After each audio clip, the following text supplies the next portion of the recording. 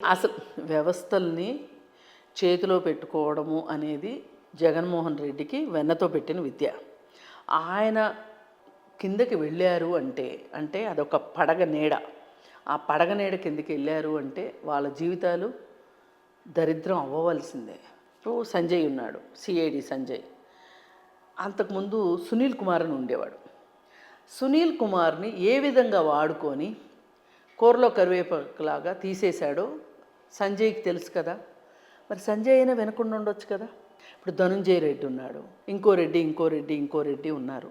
అందరినీ రెడ్డిని తీసుకొచ్చి పెట్టుకున్నావు. నువ్వు పెట్టుకుని ఆ రెడ్లతోటి నువ్వు నీకు కావాల్సిన పనులు చేయించుకున్నావు. ఇప్పుడు నిన్న మొన్న బేవరేజెస్కి సంబంధించి లిక్కర్ దానికి సంబంధించిన ఒక ఐఏఎస్ ఆఫీసరు కొన్ని ఫైల్స్ పట్టుకొని పారిపోయి హైదరాబాద్ వస్తుంటే పట్టుకున్నారు. ఫైల్సు, సీడీలు అన్నీ దొరికినాయి. ఇప్పుడు నువ్వు ఒక ఐఏఎస్ ఆఫీసర్వి, నువ్వు ఎందుకు జగన్మోహన్ రెడ్డి దగ్గర ఐఏఎస్ అని నువ్వు ఉండాల్సిన కర్మేం పట్టింది నీకు? ఇంతకుముందు శ్రీలక్ష్మిని ఆయన కేసుల్లో జైలుకి పంపించాడు కదా. బుద్ధున్నవాడికి ఎవరికైనా అర్థమయ్యే విషయం కదా. జగన్మోహన్ రెడ్డి వేసే భిక్షం కోసం మీరెందుకు అతనికి సహకరిస్తారు? మీరు సహకరించిన దానివల్ల ఇప్పుడు ఈ లిక్కర్ పాలసీ రూపొందించిందే ఇతను. ఈ రూపొందించినందువల్ల ఆ రాష్ట్రంలో మహిళలు ఎంత కడుపు మంటతో ఉన్నారో తెలుసా అండి. మహిళలందరూ ఓటేశారు అంటే మాకే వేశారు అనుకున్నారు. మహిళలందరూ మద్యానికి వ్యతిరేకంగా ఓటేశారు, అందుకు మహిళలు ఓటేశారు. ఆ రోజు మన విశ్లేషణలో కూడా మీరు చెప్పారు, గణనీయంగా పెరిగిన ఓటు శాతం దేనికి సంకేతం అంటే ఖచ్చితంగా ప్రభుత్వ వ్యతిరేకతకే సంకేతం అని.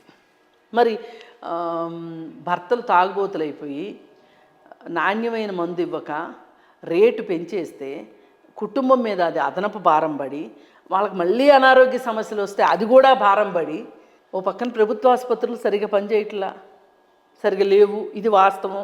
డబ్బులు ఎక్కువ, అలాగే క్వాలిటీ లేని మందు దాగి వాళ్ళకి లివర్లు పాడైపోతే ఎంతమంది చనిపోయారో తెలుసా అండి. అప్పుడు మళ్ళీ ఒంటరి మహిళ పెన్షను. ఈ ఒంటరి మహిళ పెన్షన్ రాయించుకోవడానికి వాళ్ళు ఎంత కష్టపడాలండి? ఈజీగా ఇచ్చేస్తారా? ఎళ్ళగానే ఇచ్చేస్తారా? ఇవ్వరు కదా. ఇలా రకరకాలు మీరు ఏది చేసినా సరే, liquor scam, liquor policy, sand policy, mining policy, real estate policy. ఇప్పుడు సెంటు భూమి ఇస్తామన్నారు. ఏ ఊర్లో వాళ్ళను తీసుకొచ్చి రాజధాని భూముల్లో కూడా సెంటు అని చెప్పి అక్కడ ఒక అంతఃకలహాలు సృష్టించడానికి ప్లాన్ చేశారు. మీరు వీళ్ళకి సెంటు ఇవ్వటం కోసం మేము పొలం కొంటున్నాము అని చెప్పి గవర్నమెంట్ దగ్గర నుంచి బడ్జెట్ రిలీజ్ చేసుకున్నారు. కానీ అప్పటికే ఆ ల్యాండ్లు మొత్తం ఏవైతే కొనాలనుకుంటున్నారో ఆ ల్యాండ్లన్నీ మీ వైసీపీ నాయకులు కొనేసుకున్నారు. వాళ్ళ దగ్గర 1,00,000 రూపాయలకి కొని 5 లక్షలకి మీరు, అంటే ఎగ్జాక్ట్ ఫిగర్స్ ఈ కాకపోవచ్చు, ఏదైనా తక్కువ కొని ఎక్కువకి గవర్నమెంట్కి అమ్ముకున్నారు. లాభపడింది ఎవరు మధ్యలో? నిజంగా ప్రజలే లాభపడి ఉంటే పోనీలే అనుకోవచ్చు. వాళ్ళు ఇప్పుడు ఈ డబ్బులు తీసుకెళ్ళి ఇంకో చోట పొలం కొనుక్కుంటారో, లేకపోతే ఇంకోటి పిల్లలు పెళ్ళిళ్ళు చేసుకుంటారో, ఏదో ఒకటి చేసుకుంటారు. వాళ్ళని తరతరాలుగా కాపాడుకున్న భూములు వాళ్ళనే అనుభవించకపోయారు. మధ్యలో వచ్చిన వైసీపీ నాయకుడు బాగుపడ్డాడు. పోనీ ఇవన్నీ విడగొట్టి సెంటు చేసి ఈ ఇళ్ల స్థలాలు ఇస్తే వాళ్ళకన్నా పనికొచ్చినాయి అవి. అసలు 50 గజాలు నువ్వు ఇవ్వడం ఏంటి, వాళ్ళు ఇల్లు కొట్టుకోవడం ఏంటి? రాష్ట్రంలో భూమే లేదా? ఒక 3 సెంట్లు ఇస్తే ఏమవుతుంది నీకేమో తాడేపల్లిలో ప్యాలెస్, బెంగళూరులో ప్యాలెస్, కలకత్తాలో ఇల్లు, ఢిల్లీలో ఇల్లు, బాంబేలో ఇల్లు, హైదరాబాద్లో ఇల్లు. 5 మహానగరాల్లో ఇల్లున్న పొలిటీషియన్ కానీ, బిజినెస్ మ్యాన్ కానీ, సినిమా యాక్టర్ కానీ లేడండి మన భారతదేశంలో. 5 మహానగరాల్లో ఇళ్ళున్నాయి. ఆ రికార్డు జగన్మోహన్ రెడ్డి బ్రేక్ చేశాడు. అన్ని రికార్డులే మనవి. ఇప్పుడు అందుకే 11 వచ్చినాయి మనకి. 151 నుంచి 11 వచ్చినాయి. నాలాంటి వాళ్ళు ఒకటి అనుకున్నారు, నేను ఊహించలా ఇన్ని వస్తాయని. ఓడిపోతాడు జగన్మోహన్ రెడ్డి అని తెలుసు, కానీ మరి 11తో ఓడిపోతాడు అనుకోలే. నేను ముందు ఒకటి తీసేసి 51 అన్నా వస్తాయి అనుకున్నా. కానీ విధి మాత్రం ఆయన చెప్తాడు కదా భగవంతుడి స్క్రిప్ట్ అని, ఆ స్క్రిప్ట్ మట్టుకు మధ్యలో 5 లేపేశారు, 11 మిగిలినాయి. కానీ ఒక్క మహానుభావుడు మట్టుకున్నాడు ఆంధ్రప్రదేశ్లో, కేకే అనేవాడు. అతనైతే మట్టు కరెక్ట్ సర్వే ఇచ్చాడు.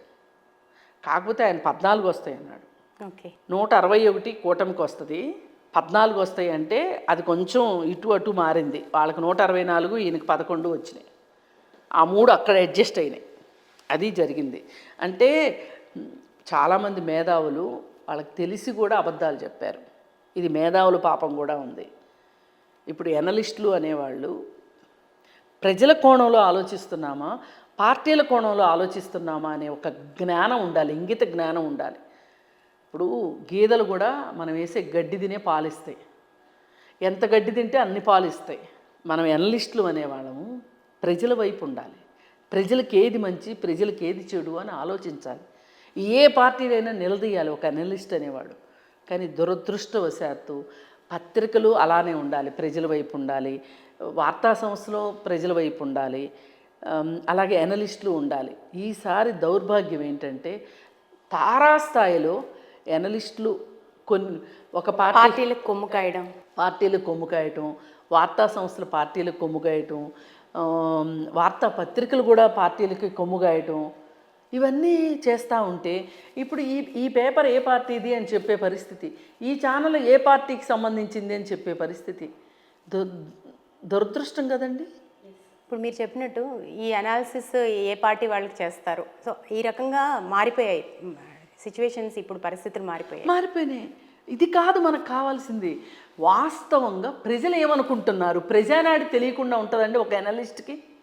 మీరంతా ఏసీ రూముల్లో కూర్చొని లైట్లు స్విచ్ ఆన్ చేయగానే మీదైన పద్ధతిలో మీరు ఎనాలిసిస్ చెప్పేస్తే అది పూర్తిగా విరుద్ధంగా ఉంది వాస్తవ పరిస్థితికి. మీరు ఎందుకు అసలు వాస్తవాలను ఇప్పుడు జగన్మోహన్ రెడ్డి, మీరు ప్రజల్లో తిరగక్కర్లా, జగన్మోహన్ రెడ్డి పాలసీలు మీరు గమనించవచ్చు కదా. గమనించితే ఇవి ప్రజలకు మంచిదా కాదా అనేది తెలియనంత అమాయకులైతే కాదుగా. మరి మీరు ఆ మాత్రానికి మీరు అనలిస్టులను పేరు పెట్టుకోవడం దేనికి, మేధావులు అని చెప్పుకోవడం దేనికి? ఇప్పుడు ఇలాంటి విధానాలు ఎక్కడైనా కరెక్ట్ కాదు, ఏ పార్టీ తీసుకున్నా కరెక్ట్ కాదు. రేపు పొద్దున కూటమి తీసుకున్నా తప్పే. ఇప్పుడు బీజేపీని ఎందుకు మాట్లాడాం? మనది లౌకిక దేశం, లౌకిక విధానానికి వ్యతిరేకంగా వాళ్ళు ఉన్నారు కాబట్టి బీజేపీని దుమ్మెత్తిపోసాం. దురదృష్టవశాత్తు మళ్ళీ గెలిచింది, అది వేరే విషయం. కానీ ఇప్పుడు అంత అది సగం చచ్చిన పాముతో సమానం బీజేపీ. ఈరోజు వాళ్ళు ప్రధానమంత్రి కావచ్చు, కానీ తుమ్మితే ఊడే ముక్కది. అది మనకు ఆ మాత్రం అర్థం కాకపోతే ఎట్లా?